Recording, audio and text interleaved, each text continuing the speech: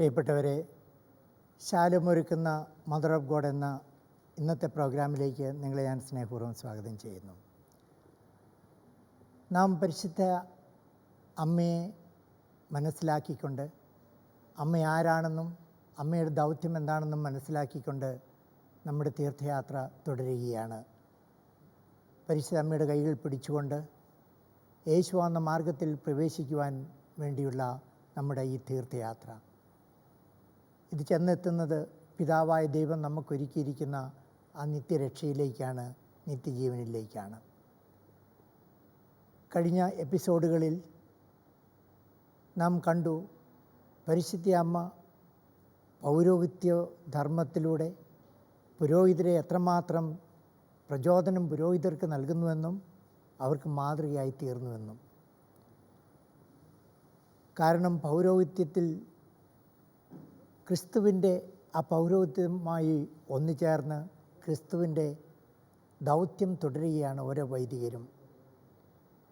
വൈദികർ ഉൾക്കൊള്ളുന്ന സന്യാസ ജീവിതത്തെപ്പറ്റിയും സന്യാസ സഭകളെപ്പറ്റിയും സന്യസ്തർക്ക് എപ്രകാരമാണ് പരിശുദ്ധ അമ്മ മാതൃകയാകുന്നു എന്നതിനെപ്പറ്റിയും ചുരുക്കമായി ഇന്നത്തെ ഈ പഠന ക്ലാസ്സുകളിൽ നാം ചിന്തിക്കുകയാണ്.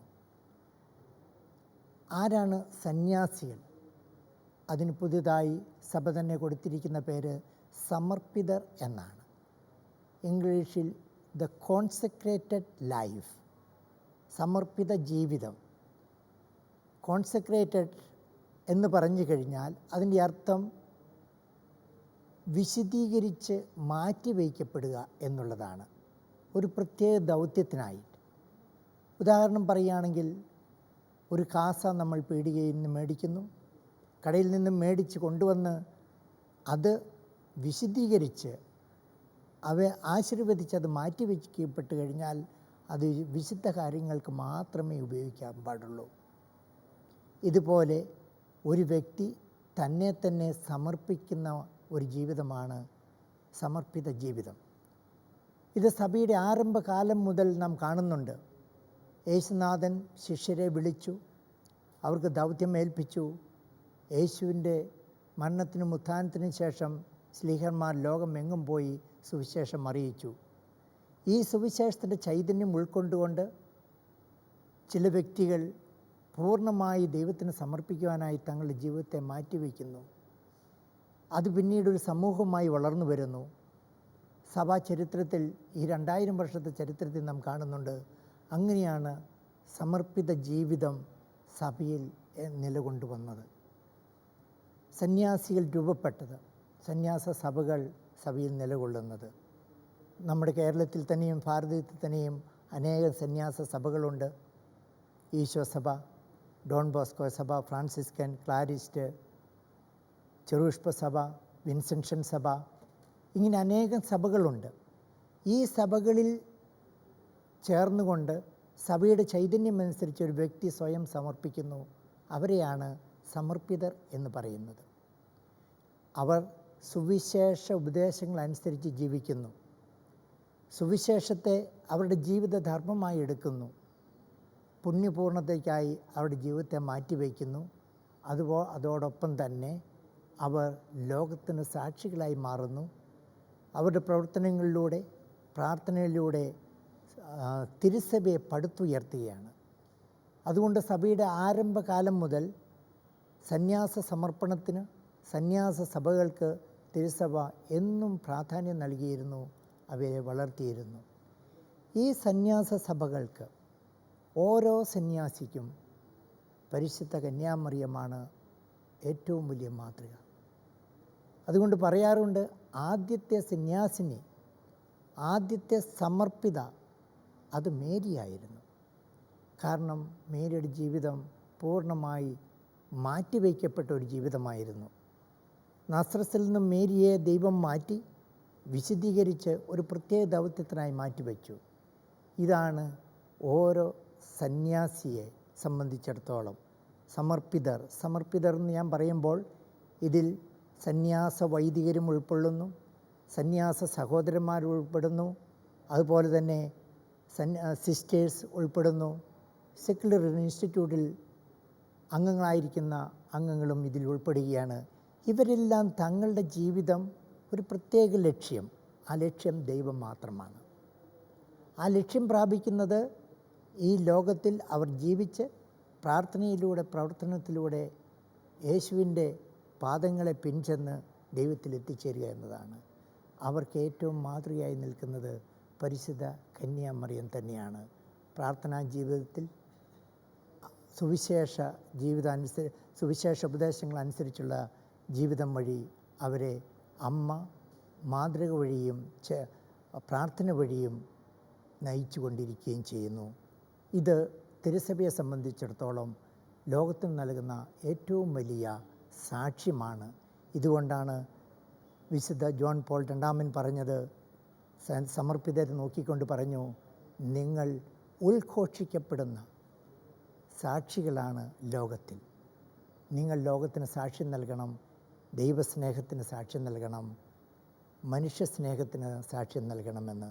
അതെന്നും സഭയെ വളർത്തുകയും സഭയെ കെട്ടിപ്പടുക്കുകയും ചെയ്യുന്നു. അച്ഛാ, സമർപ്പിതർ ദൈവത്തിനും ദൈവരാജ്യത്തിനും വേണ്ടി 3 വ്രതങ്ങളിലൂടെ മാറ്റിവെക്കപ്പെട്ടവരാണെന്ന് അച്ഛൻ പറയുകയുണ്ടായി. എപ്രകാരമാണ് പരിശുദ്ധ അമ്മയുടെ ജീവിതം അവർക്ക് മാതൃകയായി തീരുന്നത്? അല്ലെങ്കിൽ എപ്രകാരമാണ് മേരിയുടെ ജീവിതം അവർക്ക് ചൈതന്യം പകരുന്നത്? കൂടുതലായി ഒന്ന് വിശദീകരിക്കാമോ? ഒരു സമർപ്പിത സമർപ്പിത എപ്രകാരമാണ് തങ്ങളുടെ ജീവിതത്തെ ദൈവത്തിനായി മാറ്റിവയ്ക്കുന്നത്? അത് 3 വ്രതങ്ങളിൽ കൂടിയാണ്. ബ്രഹ്മചര്യം, ദാരിദ്ര്യം, അനുസരണം എന്ന വ്രതങ്ങളിലൂടെ. ഇതിനാണ് രണ്ടാം വത്തിക്കാൻ സുനോദോസ് പറയുന്നത് സുവിശേഷ ഭാഗ്യങ്ങൾ. ഈ സുവിശേഷ ഭാഗ്യങ്ങൾ തിരഞ്ഞെടുക്കുന്നത് അതിനൊരു ലക്ഷ്യമുണ്ട്, പൂർണ്ണത പ്രാപിക്കുവാൻ വേണ്ടി. തങ്ങൾക്ക് ലഭിച്ചിരിക്കുന്ന ആ ദൈവവിളിയെ അനുഗമിക്കാൻ വേണ്ടിയിട്ട്, അത് ജീവിതത്തിൽ സാക്ഷാത്കരിക്കപ്പെടുവാൻ വേണ്ടി. എന്താണ് ഓരോ വ്യക്തിയും, അത് സമർപ്പിതർ മാത്രമല്ല, ഓരോ ക്രൈസ്തവനും ജീവിതത്തിൽ ലഭിച്ചിരിക്കുന്ന ദൈവവിളി എന്താണ് അവർക്ക് പ്രത്യേകമായി മറ്റുള്ളവരിൽ നിന്നും ദൈവത്തിൻ്റെ പ്രത്യേകമായ അനുഗ്രഹം എങ്ങനെയാണ് ലഭിച്ചത്, എന്തിനാണ് ലഭിച്ചത്? അത് മനസ്സിലാക്കിയാൽ മാത്രമേ ഒരു വ്യക്തി തൻ്റെ ജീവിതത്തെ എന്തിനായി സമർപ്പിക്കുന്നുവെന്ന് നമുക്ക് മനസ്സിലാക്കാൻ സാധിക്കുകയുള്ളൂ. അത് മനസ്സിലാക്കണമെങ്കിൽ ദൈവവചനത്തിലേക്ക് തന്നെ നമുക്ക് കടന്നു ചെല്ലാം. പൗലോസ്ലിയ എഫേസ്യക്കാർക്ക് എഴുതിയ ലേഖനത്തിൽ 1-ാം അധ്യായം 3-ാം വാക്യത്തിൽ പറയുന്നുണ്ട്, നാം എല്ലാവരും ലോകസ്ഥാപനത്തിന് മുമ്പേ തിരഞ്ഞെടുക്കപ്പെട്ടവരാണ്. ആ ഭാഗം നീ ഒന്ന് വായിക്കാമോ? എഫേസ്യക്കാർക്ക് എഴുതിയ ലേഖനം അധ്യായം 1 വാക്യങ്ങൾ 3 മുതൽ. സ്വർഗീയമായ എല്ലാ ആത്മീയ വരങ്ങളിലും ക്രിസ്തുവിൽ നമ്മെ അനുഗ്രഹിച്ചവനും കർത്താവായ യേശു ക്രിസ്തുവിൻ്റെ പിതാവുമായ ദൈവം സ്തുതിക്കപ്പെട്ടവനാകട്ടെ. തൻ്റെ മുൻപാകെ സ്നേഹത്തിൽ പരിശുദ്ധരും നിഷ്കളങ്കരുമായിരിക്കാൻ ലോകസ്ഥാപനത്തിന് മുൻപ് തന്നെ അവിടുന്ന് നമ്മെ ക്രിസ്തുവിൽ തെരഞ്ഞെടുത്തു. യേശു ക്രിസ്തു വഴി നാം അവിടുത്തെ പുത്രരായി ദത്തെടുക്കപ്പെടണമെന്ന് അവിടുന്ന് തൻ്റെ ഹിതവും ലക്ഷ്യവും അനുസരിച്ച് മുൻകൂട്ടി തീരുമാനിച്ചു. അവിടുന്ന് ഇപ്രകാരം ചെയ്തത് തൻ്റെ പ്രിയപ്പെട്ടവനിലൂടെ നമ്മിൽ ചൊരിഞ്ഞ തൻ്റെ കൃപയും മഹത്വത്തിനും പുകഴ്ചയ്ക്കും വേണ്ടിയാണ്. അവിടുത്തെ കൃപയുടെ സമൃദ്ധിക്കൊത്ത് നമുക്ക് ക്രിസ്തുവിൽ പാപമോചനവും അവൻ്റെ രക്തം വഴി രക്ഷയും കൈവന്നിരിക്കുന്നു. പൗലോസ് എഫേസ്യക്കാർക്ക് എഴുതിയ ലേഖനത്തിൽ പറയുന്നു, ലോകാരംഭത്തിന് മുമ്പേ ദൈവം നമ്മെ എല്ലാവരെയും തിരഞ്ഞെടുത്തു. ഇനി എന്തിനാണ് തിരഞ്ഞെടുത്തത്? ക്രിസ്തുവിൽ പാപമോചനവും അവൻ്റെ രക്തം വഴി രക്ഷയും കൈവന്നിരിക്കുന്നു. അത് നമ്മൾ പ്രാപിക്കുവാൻ വേണ്ടിയിട്ടാണ്. ഇതേപ്പറ്റിയും പൗലോസ്ലിയ പറയുന്നുണ്ട്. റോമാക്കാർക്ക് എഴുതിയ ലേഖനം അധ്യായം 12. അലീന അതൊന്ന് വായിക്കാമോ? അധ്യായം 12, റോമാക്കാർക്ക് എഴുതിയ ലേഖനം അധ്യായം 12 വാക്യങ്ങൾ 1 മുതൽ.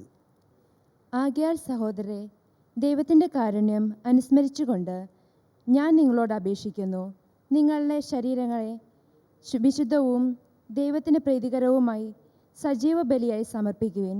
ഇതായിരിക്കണം നിങ്ങളുടെ യഥാർത്ഥമായ ആരാധന. നിങ്ങൾ ഈ ലോകത്തിന് അനുരൂപരാകരുത്, പ്രത്യുത നിങ്ങളുടെ മനസ്സിൻ്റെ നവീകരണം വഴി രൂപാന്തരപ്പെടുവിൻ. ദൈവഹിതം എന്തെന്നതും നല്ലതും പ്രീതിജനകവും പരിപൂർണവുമായത് എന്തെന്ന് വിവേചിച്ചറിയുവാൻ അപ്പോൾ നിങ്ങൾക്ക് സാധിക്കും. ഇതാണ് നമ്മുടെ ദൈവവിളി. അതായത് ദൈവത്തിൻ്റെ ഭാഗത്തു നിന്ന് നമ്മളെ തിരഞ്ഞെടുത്ത് വിളിക്കുന്നു. ദൈവത്തിനു മുമ്പിൽ നിഷ്കളങ്കരും നിർമ്മലരുമായി തീരുവാൻ, ആ നിഷ്കളങ്കരായി തീർന്നുകൊണ്ട് ആരാധന അർപ്പിക്കുവാൻ. എപ്രകാരമാണ് ആരാധന അർപ്പിക്കുന്നത്? നിങ്ങളുടെ ശരീരങ്ങളെ വിശുദ്ധവും ദൈവത്തിന് പ്രീതികരവുമായ സജീവ ബലിയായി സമർപ്പിക്കുവിൻ. ഇതായിരിക്കണം നിങ്ങളുടെ യഥാർത്ഥമായ ആരാധന. ജീവിതം മുഴുവൻ ഒരാരാധനയായി മാറ്റുകയാണ് സമർപ്പിതർ. ഇതിനവർ സ്വീകരിക്കുന്ന മാതൃക പരിശുദ്ധ കന്യാമറിയം തന്നെയാണ്. നോക്കുക, പരിശുദ്ധ കന്യാമറിയത്തിൻ്റെ ജീവിതം ഒരാരാധനയായിരുന്നില്ലേ? താൻ തിരഞ്ഞെടുക്കപ്പെട്ടു എന്ന് അറിഞ്ഞ ആ നിമിഷം മുതൽ ഇതാ കർത്താവിൻ്റെ ദാസി എന്ന് പറഞ്ഞ് സ്വയം സമർപ്പിച്ച ആ പരിശുദ്ധ അമ്മയുടെ ജീവിതം ഒരാരാധനയായിട്ട് മാറുകയാണ്. പിന്നീട് മറ്റൊന്നും ചിന്തിക്കുന്നില്ല, തൻ്റെ ദൗത്യം പൂർത്തീകരിക്കുക, ഇത് മാത്രമായിരുന്നു അമ്മ ചിന്തിച്ചിരുന്നത്. അതുകൊണ്ട് മറ്റുള്ളവർ തന്നെ പുകഴ്ത്തി പറഞ്ഞപ്പോഴും അമ്മ അഹങ്കരിച്ചില്ല, എളിയ ദാസിയായി ജീവിച്ചു. സമർപ്പിതരുടെ ജീവിതത്തിലെ ഏറ്റവും ഒന്നാമതായി വരേണ്ട ഒരു പുണ്യം എളിമയാണ്. ആ എളിമ കണ്ടുപഠിക്കേണ്ടത് പരിശുദ്ധ കന്യാമറിയത്തിൽ നിന്നാണ്. അത് വൈദികരാകട്ടെ, സഹോദരന്മാരാകട്ടെ, സഹോദരിമാരാകട്ടെ, എളിമയിലൂടെ മാത്രമേ ദൈവത്തിൻ്റെ കൃപ കണ്ടെത്തുവാൻ സാധിക്കുകയുള്ളൂ. യേശു തന്നെ അതല്ലേ നമുക്ക് കാണിച്ചു തന്നത്. അവിടുന്ന് സ്വർഗത്തിൽ പിതാവിനോട് സമനായിരിക്കെ എല്ലാം ഉപേക്ഷിച്ചുകൊണ്ട് ദാസനായി രൂപം പ്രാപിച്ച് നമുക്ക് എപ്രകാരം ജീവിക്കണമെന്ന് കാണിച്ചു തന്നിട്ട് പറഞ്ഞു, എന്നെ അനുഗമിക്കുക. ഒരു സമർപ്പിതൻ്റെ ജീവിതം യേശുവിനെ അനുകരിക്കുക എന്നതാണ്. അപ്പോൾ മേരി അതിനു മുമ്പ്, നമുക്ക് മുമ്പേ നടന്ന് യേശുവിൻ്റെ പാദത്തെ ഏറ്റവും അടുത്തനുകരിച്ച മേരി എന്നും സമർപ്പിതരുടെ മാതൃകയാണ്. രണ്ടാമതായി നാം കാണുന്നുണ്ട് മേരിയുടെ ബലിയർപ്പണം. മേരി അനുസരിച്ചു, ദൈവത്തിൻ്റെ എല്ലാ വചനത്തെയും അനുസരിച്ചു. അതുകൊണ്ടാണ് മേരിയെ ദൈവം ഉയർത്തിയത്. തൻ്റെ എളിയ ദാസിയെ തൃക്കൺ പാർത്തു. മേരി തന്നെ സ്തുതിക്കുന്നുണ്ട് ദൈവത്തെ. ആ അനുസരണത്തിൻ്റെ മരണം വരെ അനുസരണമുള്ളവനായതുപോലെ തന്നെ മേരിയും യേശുവിനെ അനുസരിച്ചു, പിതാവായ ദൈവത്തെ അനുസരിച്ചു, യേശുവിൻ്റെ കുരിശുമരണം വഴി. പിന്നീട് വീണ്ടും മേരിയുടെ ഏറ്റവും വലിയൊരു ബലിയർപ്പണം നാം കാണുന്നുണ്ട്. യേശു തന്നെ സ്വയം സമർപ്പിക്കുന്നതിന് മുമ്പ് താൻ സ്നേഹിച്ച ശിഷ്യനെ നോക്കിക്കൊണ്ട് പറഞ്ഞു, ഇതാ നിൻ്റെ മകൻ. ആ മകനെ സ്വീകരിക്കുന്ന മേരിയുടെ അനുസരണം, മേരിയുടെ സ്നേഹം, മനുഷ്യ മക്കളോടുള്ള മേരിയുടെ ആ അതുല്യമായ സ്നേഹം അവിടെ പ്രകടമാക്കുകയാണ്.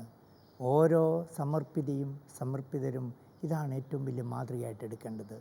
ഇതാണ് വ്രതങ്ങളുടെ അർത്ഥവും. എന്താണ് ബ്രഹ്മചര്യം എന്ന വ്രതം?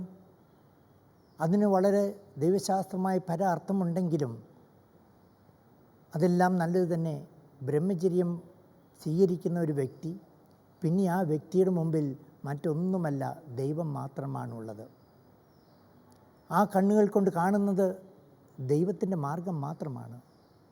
ആ ചെവികൾ കേൾക്കുന്നത് ദൈവത്തിൻ്റെ സ്വരം മാത്രമാണ്. ആ വ്യക്തിയുടെ കാല് ചരിക്കുന്നത് യേശുവിനെ അനുകരിക്കാൻ വേണ്ടി യേശുവിൻ്റെ പാത തേടിക്കൊണ്ടാണ്. ആ കൈകൾ ചലിക്കേണ്ടത് ദൈവത്തിന് ബലിയർപ്പിക്കുവാനാണ്.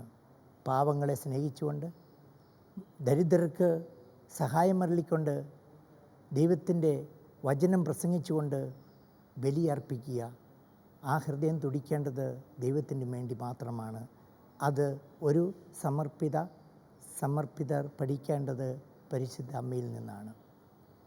യേശുവിന് വേണ്ടി ആ ഹൃദയം തുടിച്ചെങ്കിൽ കുരിശുമരണത്തിലും ആ യേശുവിന് വേണ്ടി സമർപ്പിച്ചു. ഇതുകൊണ്ടാണ് പരിശുദ്ധ അമ്മയെ സമർപ്പിതരുടെ മാതൃകയെന്ന് പറയുന്നത്. വീണ്ടും എന്താണ്? മേരിയുടെ ജീവിതം അനുസരണത്തിൻ്റെ ജീവിതമായിരുന്നു. തൻ്റെ അവസാന നിമിഷം വരെ അനുസരിച്ചു, ഒരു ബലിയായി അർപ്പിച്ചു. പൗലോസ്ലീഹ പറയുന്നത് പോലെ തൻ്റെ ശരീരത്തെയും വിശുദ്ധവും ദൈവത്തിന് പ്രീതികരവുമായ സജീവ ബലിയായി സമർപ്പിച്ചൊരു വ്യക്തിയായിരുന്നു പരിശുദ്ധ അമ്മ. ഇതുകൊണ്ടാണ് തിരുസഭ തന്നെ പരിശുദ്ധ അമ്മയെ ചൂണ്ടിക്കാണിച്ചുകൊണ്ട് ഓരോ സമർപ്പിതരോടും പറയുന്നത്, നിങ്ങൾ മറിയത്തെ അനുകരിക്കുവിൻ. അവളുടെ അനുസരണം, അവളുടെ ദാരിദ്ര്യം ദൈവത്തിന് വേണ്ടി എല്ലാം ഉപേക്ഷിച്ചു. അപ്പോൾ ദൈവത്തിൽ ധനികയായി തീർന്നു. ദരിദ്രരായി ജീവിക്കാൻ ദൈവം ആഗ്രഹിക്കുന്നില്ല നമ്മളാരും. പക്ഷേ ആ ദാരിദ്ര്യം എന്നത് ദൈവത്തിൽ നമ്മൾ ധനികരാകുവാൻ വേണ്ടിയിട്ടാണ്. ഇതാണ് മേരി നേടിയെടുത്തത്. ഈ ഒരു ചൈതന്യമാണ് ഓരോ സമർപ്പിതർക്കും തങ്ങളുടെ ജീവിതത്തിൽ, അവർ ഏത് പ്രവർത്തനമായിക്കോട്ടെ, സമർപ്പിതരുടെ ജീവിതത്തിൽ നമുക്കറിയാം ധ്യാനാത്മക ജീവിതം നയിക്കുന്ന സന്യാസികളുണ്ട്. ഒരുപക്ഷെ നിങ്ങൾ മിണ്ടാമഠം എന്നൊക്കെ കേട്ടിട്ടുണ്ടാകാം. ഈ മിണ്ടാമഠം അത് ധ്യാനാത്മക ജീവിതം നയിക്കുന്നവരാണ്. അവർ ലോകവുമായിട്ട് ബന്ധമൊന്നുമില്ല. പ്രാർത്ഥനയിൽ വിശുദ്ധ കൊച്ചു ത്രേസ്യായും അമ്മ ത്രേസ്യായും ഒക്കെ അതുപോലെയുള്ള ധ്യാനാത്മക ജീവിതം നയിച്ചവരാണ്. അതുപോലെ തന്നെ ഇന്ന് കേരളത്തിലും പല സ്ഥലങ്ങളിലും ധ്യാനാത്മക ജീവിതം നയിക്കുന്നവരുണ്ട്. അവരുടെ പ്രാർത്ഥനയിലൂടെ, അവരുടെ ജീവിതത്തിലൂടെ, ജീവിതസാക്ഷ്യത്തിലൂടെ അവർ സഭയെ പടുത്തുയർത്തുന്നു. ഇതുപോലെ തന്നെ പ്രവർത്തനാത്മക ജീവിതം നയിക്കുന്നവരാണ് കൂടുതലും സന്യാസികൾ. അവരുടെ പ്രവർത്തനവും ചെന്നെത്തി നിൽക്കേണ്ടത് ഈ ആരാധനയിലാണ്, സഭയെ പടുത്തുയർത്തലിലാണ്. ഇതുകൊണ്ടാണ് തിരുസഭ എപ്പോഴും സന്യാസ സമർപ്പിത ജീവിതത്തെ ഉയർത്തിക്കാണിക്കുകയും അവർക്ക് പ്രോത്സാഹനം നൽകുകയും അവരെ സഭയുടെ ധാരയിലേക്ക് കൊണ്ടുവരികയും ചെയ്യുന്നതിൻ്റെ ഉദ്ദേശം ഇതാണ്. രണ്ടാം വത്തിക്കാൻ സൂനോദോസിൽ സന്യാസ ജീവിതം എന്ന പ്രമാണരേഖയിൽ പറയുന്ന ഇതാണ്: സുവിശേഷ ഉപദേശാനുസൃതമായ ജീവിതം തികച്ചും അമൂല്യമാണ്. ഈ ജീവിതവും അതിൻ്റെ ആനുകാലിക ദൗത്യവും വഴി തിരുസഭയ്ക്ക് ആവശ്യമായ നന്മകൾ ഉളവാക്കാൻ വേണ്ടി ഈ പരിശുദ്ധ സൂനോദോസ് താഴെപ്പറയും പ്രകാരം നിശ്ചയിക്കുന്നു. സന്യാസ സഭകളുടെ ജീവിതവും നിയമാവലിയും കാലാനുസൃതമായി പരിഷ്കരിക്കാനുള്ള പൊതുവായ മാർഗനിർദ്ദേശങ്ങൾ മാത്രമാണിവ. വ്രതങ്ങൾ കൂടാതെ പൊതുജീവിതം നയിക്കുന്ന സമൂഹങ്ങളെയും ആത്മായ സ്ഥാപനയും കൂടി ഇവ സ്പർശിക്കുന്നു. ഇവരുടെ ജീവിതത്തെ നവീകരിക്കുവാനും അനുദിനം നവീകരിക്കുവാനും ലോകത്തിനും സഭയ്ക്കും സാക്ഷ്യം നൽകുവാനുമായി അവരെ വിളിക്കുന്നു. ഫ്രാൻസിസ് മാർപ്പാപ്പ തന്നെ ഈയിടയ്ക്ക് സന്യാസികളോടായി പറഞ്ഞു, നിങ്ങൾ സാക്ഷികളാകണം, ലോകം മുഴുവൻ സാക്ഷികളാകണം, പിതാവായ ദൈവത്തിൻ്റെ സാക്ഷികൾ. ഉറങ്ങിക്കിടക്കുന്ന ലോകത്തെ നിങ്ങൾ തട്ടി ഉണർത്തണം. മാർപ്പാപ്പ നൽകുന്ന സന്ദേശമാണ്. ഇതായിരുന്നു പരിശുദ്ധ അമ്മയും ചെയ്തിരുന്നത്. ഉറങ്ങിക്കിടന്നിരുന്ന ആ ശിഷ്യന്മാരെ തട്ടി ഉണർത്തി അവരെ പ്രേക്ഷിതരാക്കി മാറ്റിയതിൽ വലിയൊരു പങ്ക് മേരി വഹിച്ചു. ഇതാണ് മേരി എന്ന പ്രേക്ഷിത, മേരി എന്ന സമർപ്പിത. ആ സമർപ്പിതയാണ് ഇന്ന് ജീവിക്കുന്ന ഓരോ സമർപ്പിതർക്കും മാതൃകയായി തിരുസഭ കാണിച്ചു തരുന്നത്. അച്ഛാ, പരിശുദ്ധ അമ്മ സമൂഹ ജീവിതം നയിച്ചതായി നാം കാണുന്നില്ല. സമർപ്പിത ജീവിതം സമൂഹ ജീവിതവുമായി ബന്ധപ്പെട്ടിരിക്കുന്നു. അപ്പോൾ പരിശുദ്ധ അമ്മ ആദ്യത്തെ സമർപ്പിതയാണെന്ന് പറയുന്നതിൻ്റെ അർത്ഥം എന്താണ്? സമർപ്പിത ജീവിതവും സമൂഹ ജീവിതവുമായി ബന്ധപ്പെട്ടിരിക്കുന്നു. അത് സമർപ്പിത ജീവിതത്തിൻ്റെ അടിസ്ഥാന നിയമങ്ങളിലൊന്നാണ്. എന്നാൽ പരിശുദ്ധ അമ്മ സമൂഹ ജീവിതം നയിക്കുന്നതായിട്ട് സുവിശേഷത്തിൽ നാം കാണുന്നില്ല. അതേസമയം തന്നെ സമൂഹ ജീവിതത്തിൻ്റെ ആരംഭം എവിടെയാണ്? അത് കുടുംബമാണ്. മറിയം നസസിലെ തിരുക്കുടുംബത്തിലെ പ്രധാന അംഗമായിരുന്നു. ആ കുടുംബം ഒരു സമൂഹമായിരുന്നു. അവിടെ നിന്നും മറിയത്തിൻ്റെ ദൗത്യം ആരംഭിക്കുന്നതായിട്ട് നാം കാണുന്നുണ്ട്. പിന്നീട് മറിയം എപ്പോഴും ശിഷ്യന്മാരോടൊത്ത് സഞ്ചരിക്കുന്നതായും കാണുന്നു. കാനായിലെ കല്യാണ വിരുന്നിൽ അവിടെ ആ സമൂഹത്തിലുണ്ടായിരുന്നു. ഇടയ്ക്ക് തൻ്റെ ബന്ധുക്കളോടും മിത്രങ്ങളോടും ഗ്രാമവാസികളോടുമൊപ്പം യേശുവിനെ സന്ദർശിച്ചതായി നാം കാണുന്നു. വീണ്ടും യേശു തൻ്റെ ബലി അർപ്പിച്ചപ്പോൾ കുരിശിൻ ചുവട്ടിൽ ഏതാനും ഭക്തസ്ത്രീകളും ശിഷ്യനുമൊക്കെയായി മേരിയെ കാണുന്നുണ്ട്. അതും കഴിഞ്ഞ് യേശുവിൻ്റെ ഉയർപ്പിന് ശേഷം പെന്തക്കോസ്ത തിരുനാളിൽ ശിഷ്യന്മാരോടൊത്ത് പ്രാർത്ഥിക്കുന്ന മേരിയെ കാണുന്നുണ്ട്. അപ്പോൾ മേരിയും തൻ്റെ അന്നത്തെ ജീവിതത്തിൽ ഒരു സമൂഹ ജീവിതം തന്നെയായിരുന്നു നയിച്ചു കൊണ്ടിരുന്നത്. കുടുംബത്തിൽ, സമൂഹത്തിൽ, ശിഷ്യരോടൊത്ത്. തിരുസഭ നമ്മെ പഠിപ്പിക്കുന്നത് മേരിയുടെ ജീവിതം അനുകരിക്കുക എന്ന് പറയുമ്പോൾ എപ്രകാരം മേരി ആ കുടുംബത്തിൽ തന്നെ ജീവിച്ചു. മാർ യോസേപ്പ് പിതാവിനോടും ഉണ്ണി യേശുവിനോടുമൊപ്പം നസ്രത്തിലേക്കുള്ള തിരിച്ചുവരവും അവരുടെ ജീവിതവും ശാന്തപൂർണമായിരുന്നു.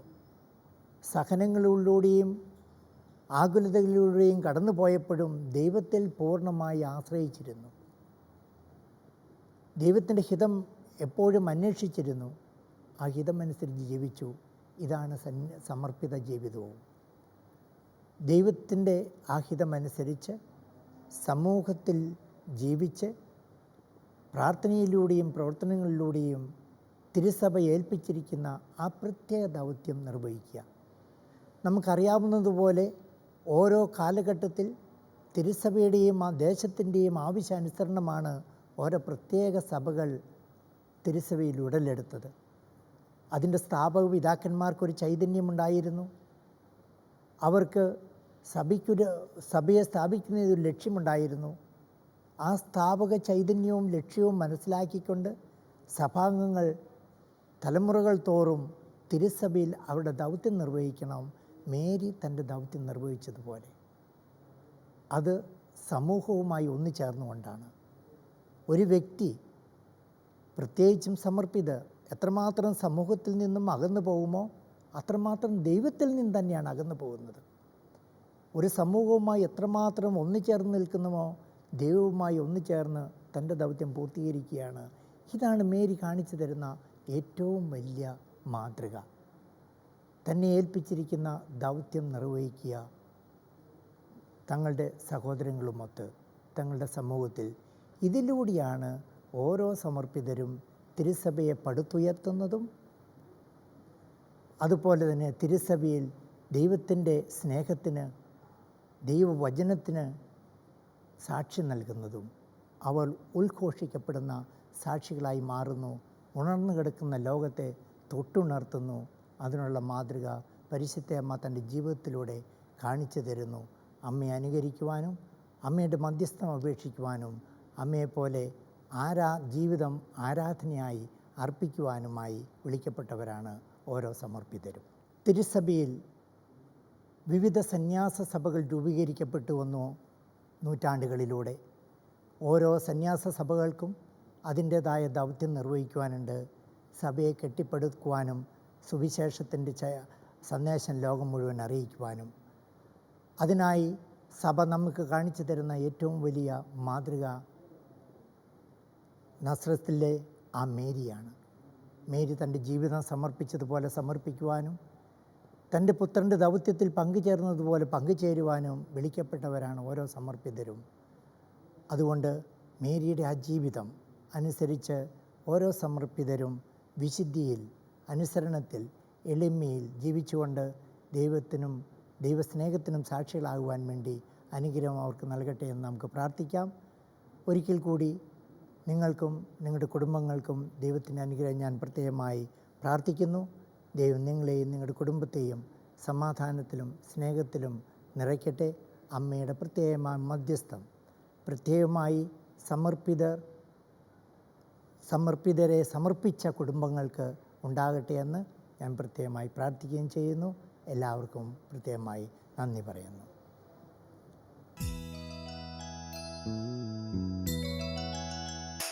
ഹൃദയം തകർന്നു വിളിക്കുമ്പോൾ അരികിൽ വരും അമലോത്ഭവയാമമ്മ. മിഴിനീരൊപ്പിത്തഴുകിത്തലോടും അനവദ്യ സ്നേഹമമ്മ. ഹൃദയം തകർന്നു വിളിക്കുമ്പോൾ അരികിൽ വരും അമലോത്ഭവയാമമ്മ. മിഴിനീരൊപ്പിത്തഴുകിത്തലോടും അനവദ്യ സ്നേഹമമ്മ.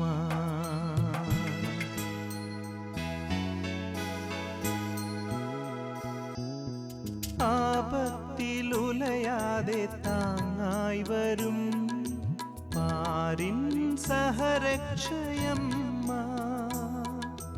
പാപ വാക്കിൽ വീഴാതെ തുണയായി വരും പരിശുദ്ധ കന്യയാണമ്മ. പരിശുദ്ധനേശുവിൻ തിരുസന്നിധിയിൽ മാധ്യസ്ഥ്യമേകുന്നോരമ്മ.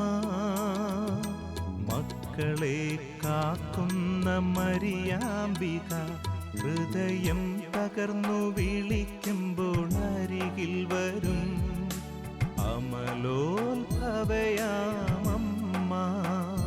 മിഴിനീരൊപ്പിത്തഴുകിത്തലോടും അനവദ്യ സ്നേഹമമ്മ.